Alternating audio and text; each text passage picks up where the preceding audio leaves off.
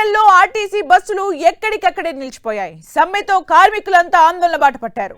డిపోల దగ్గర నిరసన తెలుపుతున్నారు. తమ డిమాండ్స్ నెరవేర్చే వరకు సమ్మె విరమించబోమని తేల్చి చెబుతున్నారు. వరంగల్లో ఆర్టీసీ సమ్మెపై మరింత సమాచారం మా ప్రతినిధి కేకే అందిస్తారు.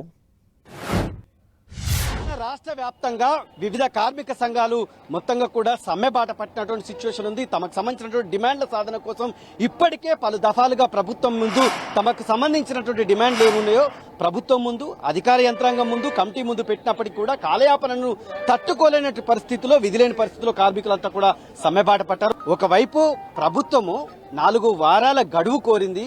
మీకు సంయమనంతో వివరించాలి, ఆర్టీసీలో రకరకాల ఇబ్బందులు, అయినా మీరు సమ్మె బాట పట్టాల్సిన అవసరం ఎందుకు వచ్చింది? ఇది రాష్ట్ర ప్రభుత్వం 2.5 సంవత్సరాలుగా మమ్మల్ని మభ్యపెడుతూ నిన్నటి వరకు తీసుకొచ్చింది. నిన్న కూడా ఏం చేసిండు పొన్నం ప్రభాకర్ గారు, నిన్న సాయంత్రం మధ్యాహ్నం వరకు మేము మా కార్మిక నాయకులను పిలిచి అన్ని మేము దాదాపు వాళ్ళ సాల్వ్ చేస్తాం, మేము సమ్మె కాకుండా ప్రజలకు ఇబ్బంది కలగకుండా చూస్తామని 1 గంటకు 4గురితో ఐఏఎస్ కమిటీ వేసిండు.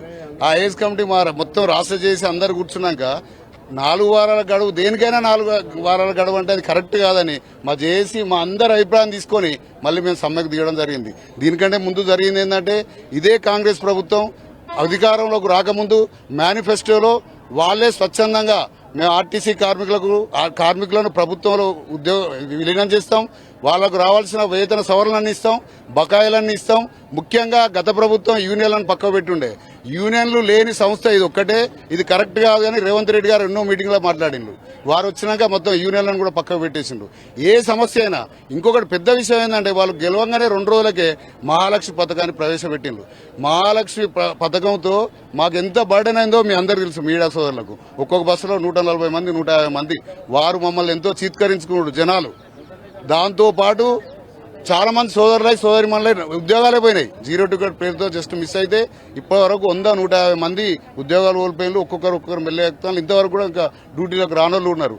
మేము ప్రభుత్వాన్ని డిమాండ్ చేసేదంటే, మీరు మేనిఫెస్టోలో ఏమైతే హామీలు ఇచ్చిందో వాటిని మాకు అమలు చేయండి. చూస్తుంటే ఎలక్ట్రిక్ బస్సులు నడుస్తున్నాయి, ఎయిర్ విత్ బస్సులు నడుస్తున్నాయి. అంటే ఇది ఐక్యతను దెబ్బతీసినట్టు కాదా? ఎలాంటి సంకేతం వెళ్తుంది మీ కార్పొరేషన్ నుంచి?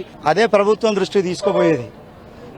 ఎలక్ట్రికల్ బస్సులను కూడా ఆర్టీసీకి అప్పచెప్పండి, దాన్ని మెయింటైన్ చేసి సంస్థను బాగు చేస్తాం, మీకు మంచి పేరు వస్తుంది, మీరు పెట్టిన స్కీములన్నీ ప్రజాసేవకు ఉపయోగపడతాయి అనేది ఈ సమ్మె ఉద్దేశం. అది ప్రభుత్వం దృష్టికి తీసుకుపోయినాం. దాని మీద కూడా ఎట్లాంటి చర్చలు లేవు.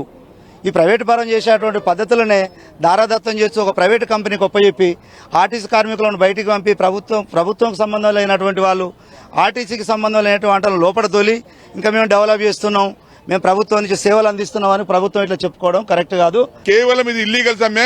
మీరు ఇబ్బందులు పడుతున్నారు, మే ఇబ్బంది అనలేదు. మీరే లీకులు ఇచ్చిళ్ళు, మీరు ఏం చేసిండ్రు? 2 పియాసులు ఇస్తున్నారు, 1 పియాసు ఇస్తున్నారు. అది మీ మీడియా ద్వారానే మాకు తెలిసిన విషయం. కానీ ఇప్పుడు చివరికి వచ్చిన తర్వాత ఏది లేకుండా కాంట్రాక్ట్ ఆర్టీసీలో ఇప్పుడు దాదాపుగా 45% అయిపోయిందండి. ఏమీ లేదు. ఎందుకంటే కాంట్రాక్ట్ డ్రైవర్లు వచ్చిండ్రు, కండక్టర్లు వచ్చిండ్రు, స్వామి అవుట్ సోర్సింగ్ మొత్తం నిండిపోయింది. మనము వేమనరా రాజధాని పోతే రాజన్న మధ్య గుడి కట్టుకుంటే భీమన్న పోయిన ఇంట్లో ఉన్నట్టుగా ఇప్పుడు మాకు ఈ ఎలక్ట్రిక్ బస్సుల పరిస్థితి అట్లుంది. మా కష్టాన్ని, మా రక్తాన్ని మొత్తం ధారవచ్చి మేము డిపో నిర్మించుకుంటే ఆ డిపోని తీసుకొచ్చి ఎలక్ట్రిక్ బస్సులు పెట్టేసి ఇప్పుడు మమ్మల్ని ఒక్కొక్కరు బయటకు కొడుతున్నారు. హన్మకొండ బస్టాండ్ లో ఉంది. కెమెరామెన్ సునీల్ తో కేకే 10 టీవీ వరంగల్.